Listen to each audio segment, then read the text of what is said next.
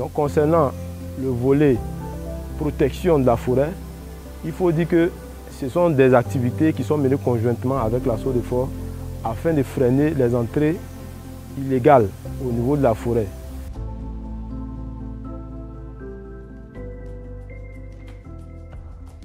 Il faut dire que j'ai une passion pour la forêt, pour les forêts classées de la Côte d'Ivoire, parce que je suis d'abord un forestier. Ici, nous avons la série de protection sud. L'entrée principale est du côté de Daoubli. Et ici, représente la série de reconstitution. Et ici, nous avons la série de protection nord. Aujourd'hui, il nous apporte en temps réel des alertes qui nous permettent de vérifier sur le terrain. Cela aussi est capté par le satellite.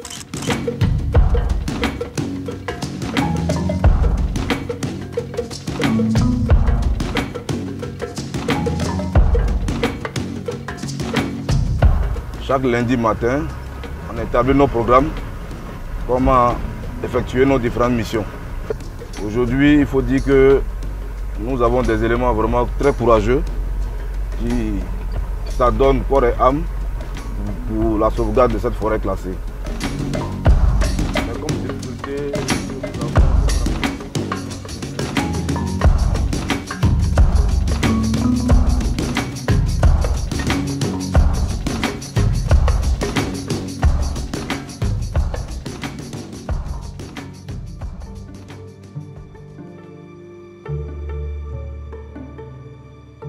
Concernant le volet reboisement et production de plants, nous avons misé là sur les communautés. Nous avons mis les communautés au cœur de la production des plants afin d'utiliser ces plants-là pour le reboisement en forêt. À Zaïpoubli, la conservation de la biodiversité est une tradition pour nous maintenant. Nous avons commencé en 1990 avec Léonie Bonnet qui a domestiqué le macoré. Aujourd'hui, vous avez des plantations de macoré aujourd'hui dans ce village-là. Jusqu'à maintenant, il y a des femmes qui transforment les graines de macoré en beurre de karité.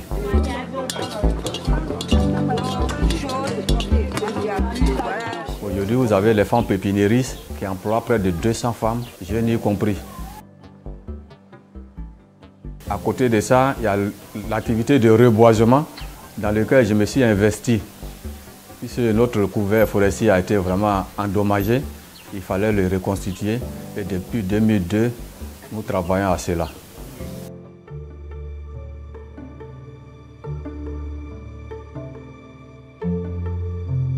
L'objectif de ces activités-là est de redorer le couvert forestier à la périphérie et aussi augmenter les sources de revenus des producteurs de cacao.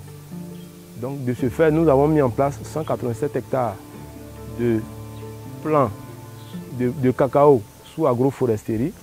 Comme avant, nos parents ne connaissaient pas trop la culture du cacao. Ses parents brûlaient les bois, mais coupaient les bois avant de faire la cacao-culture. Donc du coup, le cacao est exposé. Nous avons donné des plants, nous avons recensé des semences que nous pouvons emporter dans ces champs pour qu'il y ait un peu de forêt dans ces champs de cacao. Donc au total, dans cette parcelle, nous avons mis 42 plants, des plants fruitiers et des plants forestiers comme fraqué. Le volet maximisation est rien d'autre qu'un accompagnement des producteurs à utiliser aussi les bonnes pratiques agricoles dans leur plantation. Voilà,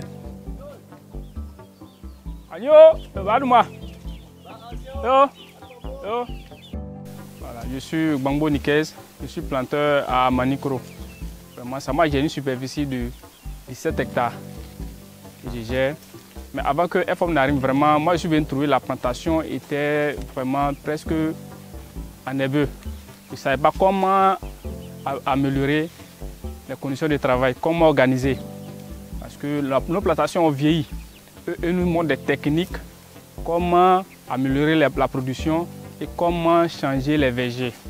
D'abord, on a commencé par la taille, enlever les cabosses qui sont malades.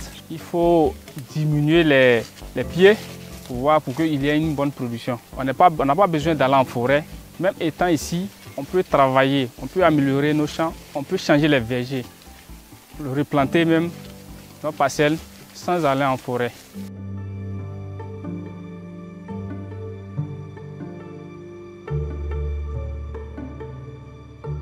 au niveau du travail des enfants, l'objectif pour nous est d'amener les populations riveraines à comprendre et à connaître le droit de l'enfant en milieu rural.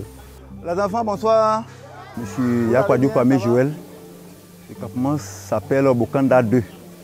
Ils nous ont fait une sensibilisation sur la forêt. Ils nous ont aidés à faire des pépinières pour reconstruire la forêt. Et ils nous ont aussi sensibilisés sur le travail des enfants. Ils nous ont montré comment il faut utiliser les enfants, éviter les travaux dangereux. Ils nous ont dit aussi que les enfants, on les place à l'école. À travers cette sensibilisation, vous comprenez que les parents aujourd'hui de ces communautés sont conscients du droit de l'enfant.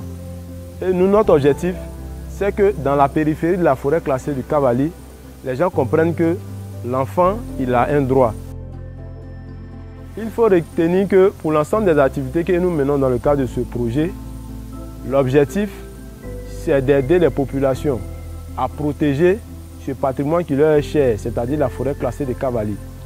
Et nous sommes convaincus qu'avec une protection accrue de cette forêt, c'est toutes les populations riveraines qui gagneront, mais c'est la Côte d'Ivoire qui gagnera encore plus.